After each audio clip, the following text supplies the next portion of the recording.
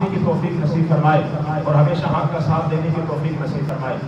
امام علی مقام امام حسین کی جرأت استقامت کے حوالے سے جو بات عرض کر رہا ہوں یہ ہے کہ اللہ تبارک و تعالیٰ نے قرآن کریم میں جو میں نے یہ سورہ بقرہ کی آیات تلاوت کی نا، اس سے جو اگلی والی آیت ہے اللہ نے ارشاد فرمایا کہ وَلَنَبْلُوَنَّكُمْ بِشَيْءٍ مِّنَ الْخَوْفِ وَالْجُوعِ وَنَقْصٍ مِّنَ الْأَمْوَالِ وَالْأَنفُسِ وَالثَّمَرَاتِ، ہم تمہیں ضرور آزمائیں گے۔ بولو کیا کریں گے؟ یہ رب کا وعدہ ہے، اعلان ہے کہ ہم تمہیں ضرور آزمائیں گے۔ اور یہ بات بھی سمجھ لینی چاہیے کہ جس نے کلمہ پڑھا ہے، جس نے ایمان کا دعویٰ کیا ہے، وہ یہ سمجھے کہ صرف میں اسلام کا کلمہ پڑھنے سے بچ جاؤں گا، نہیں، زندگی میں امتحان ضرور آتے ہیں، زندگی میں آزمائشیں ضرور آتی ہیں۔ ہر شخص کی حیثیت کے مطابق، اس کی طاقت کے مطابق اس سے امتحان لیا جاتا ہے، دیکھا یہ جاتا ہے کہ یہ امتحان میں کس انداز سے، کن نمبروں کے ساتھ وہ کامیابی حاصل کرتا ہے۔ تو اللہ نے فرمایا ہم تمہیں ضرور آزمائیں گے کہ شیء من الخوف، کچھ خوف سے آزمائیں گے۔ بولو کس کو پوچھو؟ والجوع، اور کبھی تمہیں بھوک دے کر آزمائیں گے۔ ایک سطح ساری پڑ جاتی ہے نا، ہمیں تمہیں بھوک سے بھی آزمائیں گے۔ وَنَقْصٍ مِّنَ الْأَمْوَالِ وَالْأَنفُسِ وَالثَّمَرَاتِ، مالوں میں کمی کر کے آزمائیں گے، جانیں لے کر آزمائیں گے۔ کبھی پھل، یہ اولاد دل کا پھل ہوتی ہے، کبھی تمہاری اولاد لے کر بھی تمہیں آزمائیں گے۔ یعنی 5 امتحان ہیں، خوف کا امتحان ہوتا ہے، اس کے بعد بھوک کا امتحان ہوتا ہے، اور اس کے بعد مالوں کی کمی کر کے، جس طرح مثال کے طور پر زراعت ہو، کھیتی ہو، اب اچانک کھیتی ساری ضائع ہو جائے، اللہ سارا ضائع ہو جائے، مال برباد ہو جائے، مال لٹ جائے، یہ بھی کیا ہوتا ہے کہ امتحان ہوتا ہے۔ پھر انسان کی جان چلی جاتی ہے، رشتہ دار چلے جاتے ہیں، اللہ جانیں لے کر بھی آزماتا ہے، اللہ اولادیں لے کر بھی آزماتا ہے۔ اب یہ 5 امتحان لیے جاتے ہیں، لیکن جو شخص اللہ کی رضا پہ راضی رہتے ہوئے صبر کا مظاہرہ کرتا ہے، ان آزمائشوں پہ پورا اترتا ہے، تو رب نے پھر انعام کیا ارشاد فرمایا، وَبَشِّرِ الصَّابِرِينَ، محبوب صبر کرنے والوں کو خوشخبری سنا دو۔ وہ صبر کرنے والے کہ الذین اذا اصابتہم مصیبہ، جب انہیں کوئی مصیبت پہنچتی ہے، جب انہیں کوئی تکلیف آتی ہے، آگے سے بے صبری کا مظاہرہ نہیں کرتے، ہائے بھائی نہیں کرتے، جزا فضا نہیں کرتے، گریبان نہیں پھاڑتے، اور اپنے سینہ نہیں پیٹتے، سینہ گوبی نہیں کرتے، اپنے چہروں پہ تمانچے نہیں مارتے، اپنی زبان سے ایسے کلمے نہیں کہتے جو بے صبری پر دلالت کرتے ہو۔ جب بھی انہیں اللہ کی راہ میں کوئی مصیبت پہنچتی ہے، جب بھی کوئی مشکل آ جاتی ہے، اولاد کی صورت میں، مال کی صورت میں، آگے سے صبر پر، اللہ کی رضا پر راضی رہتے ہوئے صبر کا مظاہرہ کرتے ہوئے کہتے ہیں اِنَّا لِلَّهِ وَإِنَّا إِلَيْهِ رَاجِعُونَ، ہم بھی اللہ کے ہیں، اللہ کے حکم کے تابع ہیں، اور اسی کی طرف لوٹ کے ہم نے واپس چلا جانا ہے۔ حضرات گرامی مجھے بتائیں، پھر اللہ کا یہ بھی قانون ہے، ہر شخص سے اتنا امتحان لیا جاتا ہے جو اس کی بس میں ہو، اس کی طاقت میں ہو، طاقت زیادہ کسی سے امتحان نہیں لیا جاتا۔ اور پھر یہ بھی دنیا کا قانون ہے، اگر امتحان مشکل ہو، امتحان کے مراحل مشکل ہو، تو درمیان میں وقفہ رکھا جاتا ہے تاکہ امتحان دینے والے کو آسانی پیدا ہو جائے، تاکہ ممتحن ذہنی دباؤ کا شکار نہ ہو جائے۔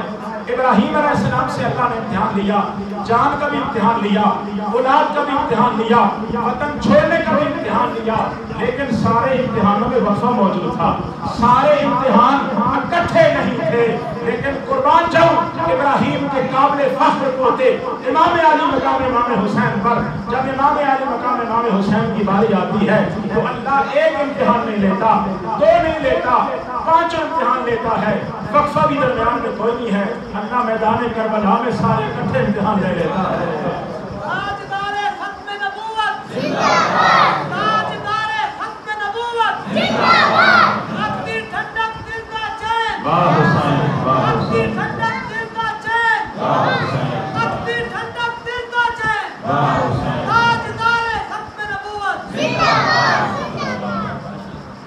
سارے امتحان وہیں پہ تھے، خوف کا امتحان بھی وہیں پہ تھا کہ 22,000 کا لشکر جرار موجود ہے، لیکن امام حسین جوان علی اکبر بیٹا دے کر بھی، معصوم علی اصغر دے کر بھی تلے تنہا 22,000 لشکر کے مقابلے کے لیے سامنے سینہ تان کے کھڑا ہوا ہے۔ تو خوف کا امتحان بھی وہیں پہ تھا، اور خیموں کو آگ بھی وہیں پہ لگی ہوئی تھی، اور اس کے بعد اپنی اولادوں کو بھی وہاں پہ پیش کرنا تھا، اپنے آپ کو بھی وہاں پہ پیش کرنا تھا، لیکن اس وفا شعار، اس صابروں کے سردار، اس بہادروں کے سردار پہ قربان جائیں۔ آپ نے سارے اکٹھے امتحان لیے اور دنیا والوں کو بتا دیا ہے کہ صبر کس طرح کیا جاتا ہے، جرأت و بہادری کا مظاہرہ کس طرح کیا جاتا ہے۔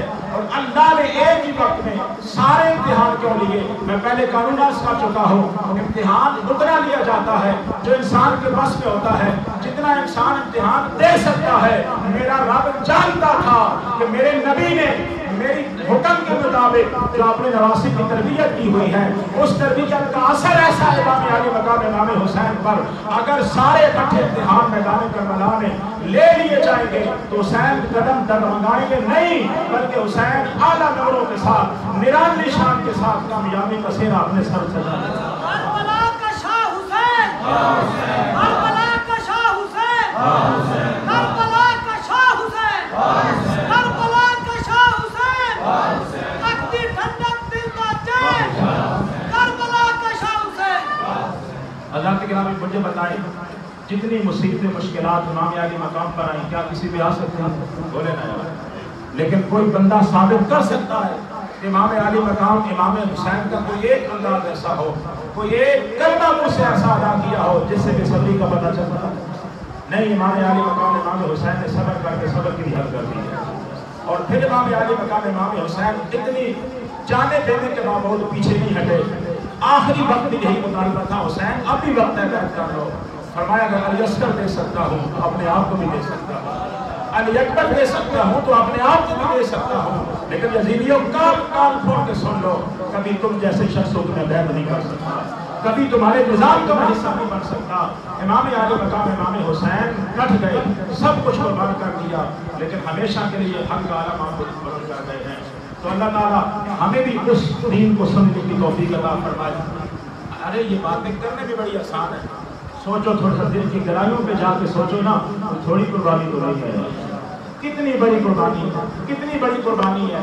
وہ دین میں آخری بات کر رہا ہوں، وہ دین جس دین کے لیے مصطفیٰ کریم نے کتنی تکلیفیں برداشت کی، جس دین کی خاطر مصطفیٰ کریم نے پتھر بھی کھائے ہیں۔ طائف کے میدان میں آپ تشریف لے گئے، لوگوں نے گانے دیے، پتہ نہیں کیا کچھ نہیں کھا۔ جس دین کے لیے مصطفیٰ کریم نے کتنے پتھر کھائے ہیں، جس دین کی خاطر مصطفیٰ کریم نے پھر ہجرت بھی کی ہے، اور جس دین کی خاطر صحابہ کرام قربان ہوئے، صحابہ کے ٹکڑے ہوئے، حضرت عمار بن یاسر کی والدہ تک بھی شہید ہوئی، جس دین کی خاطر حضرت جعفر طیار کے بازو کٹے، جس دین کی خاطر حضرت امیر حمزہ کا کلیجہ بھی چبایا گیا، ارے جس دین کی خاطر صحابہ نے اتنی بڑی قربانیاں پیش کی ہیں، حضور کے وصال کر جانے کے بعد یہ 50 سال کا عرصہ گزرتا ہے، پھر یزید جیسا قریب شخص تخت نشین ہوتا ہے، اس دین کو مس کرنا چاہتا ہے، اس کے اصولوں کی بنیادیں کھوکھلی کرنا چاہتا ہے، لیکن امام حسین کٹ جاتا ہے۔ فرمایا حسین کر تو سکتا ہے، اپنے نانا کے دین کے اصولوں میں جو خرابی پیدا ہو، حسین کبھی یہ گوارا نہیں کر سکتا۔ اس لیے امام علی مقام امام حسین نے جو پوری انسانیت کا سرمایہ دین اسلام ہے، کیا ہے؟ بولو دین اسلام ہے، تو اللہ کے محبوب کے اس پیارے نواسا نے اس سرمایہ کو بچانے کے لیے، اس سرمایہ کو بچانے کے لیے اپنا کل سرمایہ پیش کیا ہے، کچھ بھی بچا کے اپنا سارا سرمایہ پیش کیا ہے۔ حضرات بات بڑی سادی سی ہے، اگر قیامت کے دن ہم سے سوال ہو جائے، حضور فرمائے جس دین کی خاطر میں نے پتھر کھائے ہیں، بتاؤ اس دین کے لیے تم نے کیا کیا ہے؟ جس دین کی خاطر میرے صحابہ کٹے ہیں، جس دین کی خاطر میرے چچا میرے حمزہ کا کلیجہ چبایا گیا ہے، اور جس دین کی خاطر میں نے حسین بھی دیا ہے، جس دین کی خاطر حسین نے اپنے بچوں کو پیش کیا ہے، بتاؤ تم اس دین کے لیے کیا کرتے رہے؟ ہم تو اتنے ظالم نکلے، ہم تو اتنے بدبخت نکلے، دین کو سمجھنا تو بڑے دور کی بات ہے، دین کے لیے یہ قربانیاں دینا تو بڑے دور کی بات ہے۔ دین کے جو بنیادی اصول ہے، دین کے جو فرائض ہیں، نماز جیسی عبادت ہے، ہم تو 5 وقت کی نماز پڑھنے کے لیے تیار نہیں ہیں۔ شرم کا مقام نہیں ہے، مر جانے کا مقام نہیں ہے کہ اللہ نے صحت بھی دی ہو، مکان بھی اچھا دیا ہو، سب کچھ دیا ہو، جوانی بھی دی ہو اور دولت بھی دی ہو، عزت بھی دی ہو، سب کچھ دیا ہو، لیکن وہ نماز کو بھی ضائع کر دے۔ اب مجھے بتائیں نا، امام علی مقام امام حسین نے یزید کی بیعت کیوں نہیں کی؟ اس کی ایک خرابی یہ تھی کہ یزید بے نمازی تھا. بولو بولو کیا تھا؟ بے نمازی تھا. پتہ چلا نماز نہ پڑھنا یزید کا کردار ہے، اور سب کچھ قربان کر کے اپنے بیٹے دے کے بھی ایک سجدہ بھی نہ چھوڑنا، یہ حسین ابن علی کا کردار ہے. اور یزید کی بیعت کیوں نے کی؟ یزید فاسق تھا، فاجر تھا، زانی تھا، شرابی تھا، گانے سننے کا شوقین تھا، اور ناچ والی عورتیں اپنی گود میں بٹھایا کرتا تھا اور ان کی گود میں کھیلتا تھا. تو آج اگر ہم موبائل کو غلط استعمال کریں گے، موبائل کو غلط استعمال کریں گے، کیا وہ صورتحال نہیں بن جائے گی کہ برائی کا سامان ہماری جیب میں موجود ہے، ہماری گود میں موجود ہے، ہم ناچ بھی دیکھ رہے ہیں، ہم گانے بھی سن رہے ہیں. پتہ چلا گانے سننا، ناچ دیکھنا یزید کا کردار ہے. ان سارے کاموں سے نفرت کر کے کرنا یہ امام علی مقام امام حسین کا کردار ہے. شراب پینا یزید کا کردار ہو سکتا ہے، یزید سے اور شراب سے نفرت کرنا یہ حسین ابن علی کا کردار ہے. حضرات کیا کہیں ایسا نہ ہو ہماری زندگی منافقت تو نہیں پائی جا رہی؟ ہم دعوے تو حسین ابن علی کی محبت کریں، لیکن ہمارے کردار میں یزید کردار کی آ رہی ہو. اللہ تعالیٰ ہمیں اپنے آپ کو ان غلط کرداروں سے پاک کرنے کی توفیق نصیب فرمائے. ہمیشہ حسین ابن علی کا کردار اپنانے کی توفیق نصیب فرمائے، اور اللہ میں سچے دل سے صحیح معنوں سے شہدائے کربلا کی غلامی اختیار کرنے کی توفیق اور سلطان کربلا سید الشہداء کی غلامی نصیب فرمائے.